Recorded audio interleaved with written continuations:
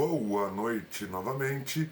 Vamos agora então para uma aula de expansão marítima ou expansão marítimo-comercial. Afinal, os dois estão extremamente relacionados, né? A gente vai ter então a questão da necessidade da Europa de estar conseguindo metais preciosos e novas rotas para o Oriente.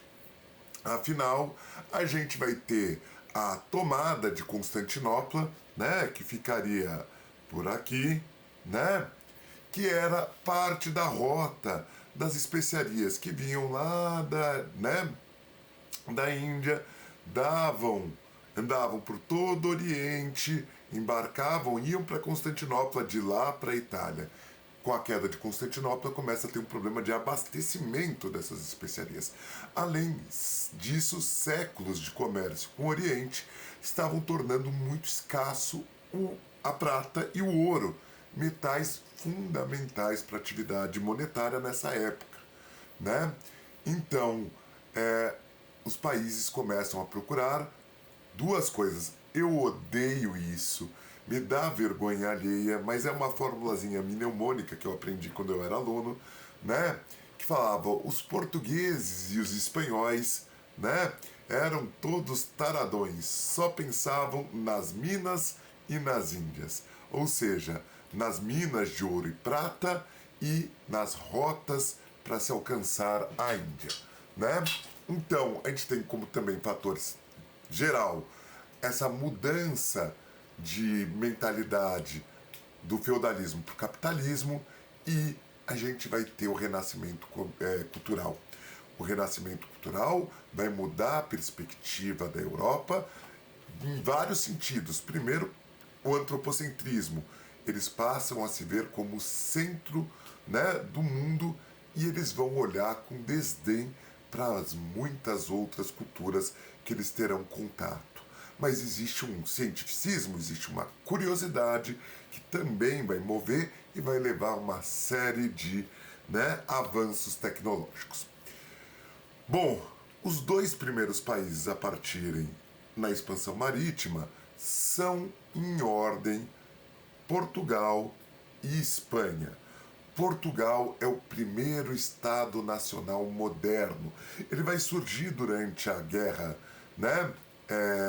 de reconquista, aquele movimento cruzadista que existia, né? Aí que começa no final do século XII, né? E vai expulsar os árabes, né, da Península Ibérica. E por que a expansão marítimo-comercial começa por Portugal? Primeiro, posição privilegiada. Como a gente podia ver no mapa anterior, Portugal, né? E aqui já está na saída para o Atlântico. Além disso, tem, bons portos, e Espanha também com condições muito similares, né? Além disso, a escola de Sagres. A escola de Sagres não é como a gente entende hoje de escola, né? O pessoal vai lá e tem lá um professor dando aula, expondo para os alunos. Não, era muito mais um centro de compartilhamento de informações. Então, os viajantes portugueses chegavam e apresentavam, para os outros navegadores, para os outros viajantes, uma série de elementos.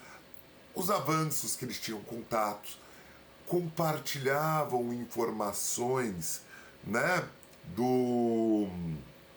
por exemplo, do diário de bordo, onde eles falavam das cores dos mares, das paisagens vistas, aonde era perigoso por ter possibilidade de bancos de areia ou pedras.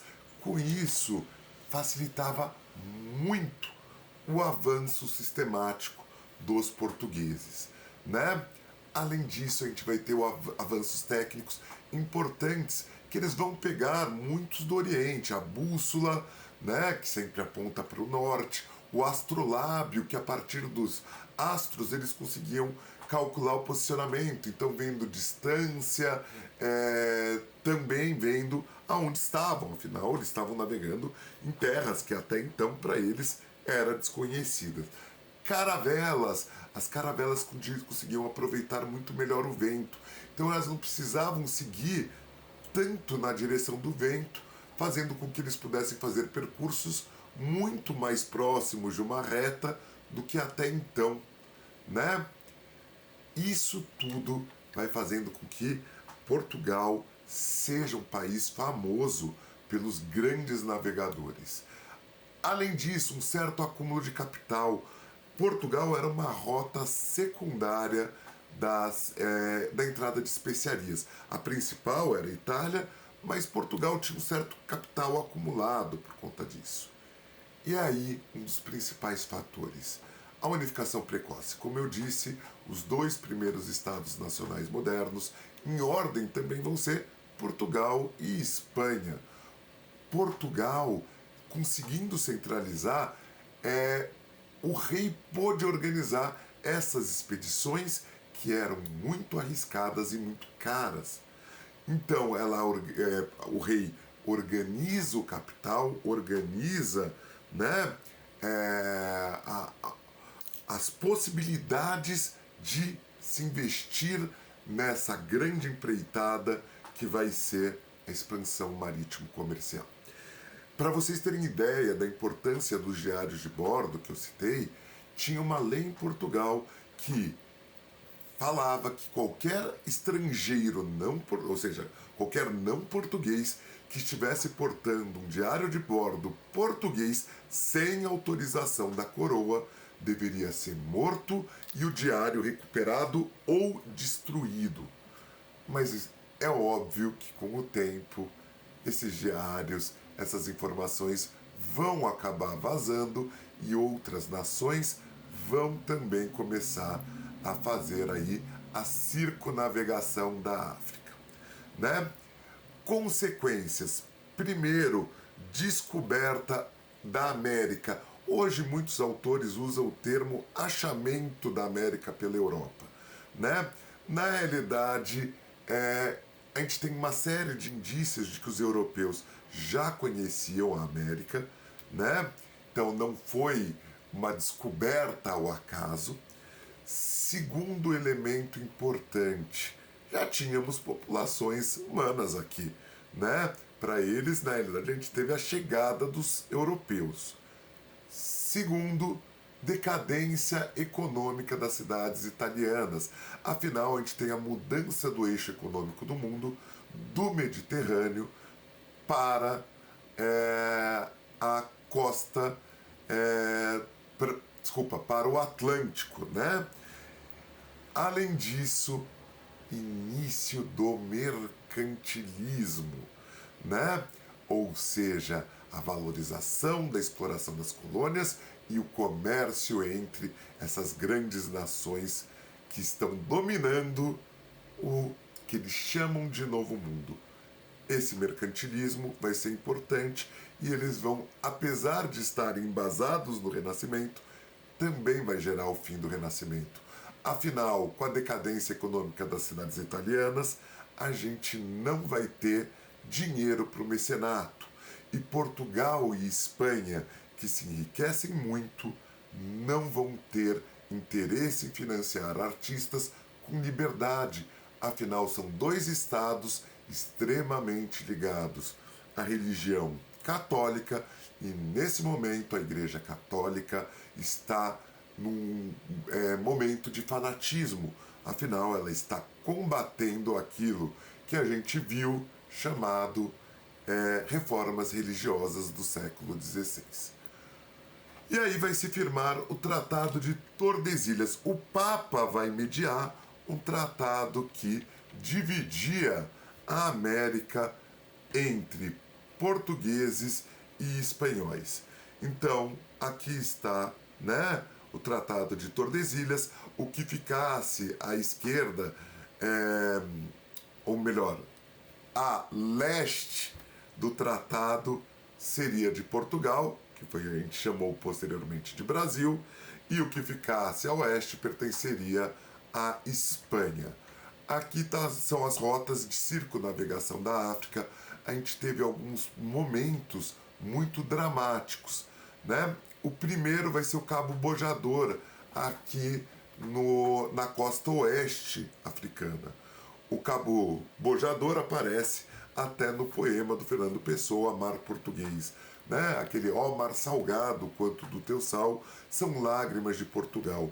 Por ti cruzastes, quantas mães choraram, quantos filhos em vão rezaram, quantas mulheres ficaram por casar. Para que fosse nosso, ó mar, valeu a pena? Tudo vale a pena se a alma não é pequena.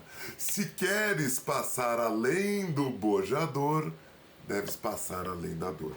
Deus ao mar perigos e abismos deu, mas foi nele que inspirou o céu. Acho que cometi um outro errinho na recitação. Peço perdão, né, a vocês, né, e ao grande poeta Fernando Pessoa, mas a gente tem aqui uma citação expressa do Cabo Bojador. E posteriormente eles vão ter outro problema aqui, onde hoje é a África do Sul, que era o Cabo das Tormentas, que quando eles conseguem passar, eles vão mudar para Cabo da Boa Esperança. Né?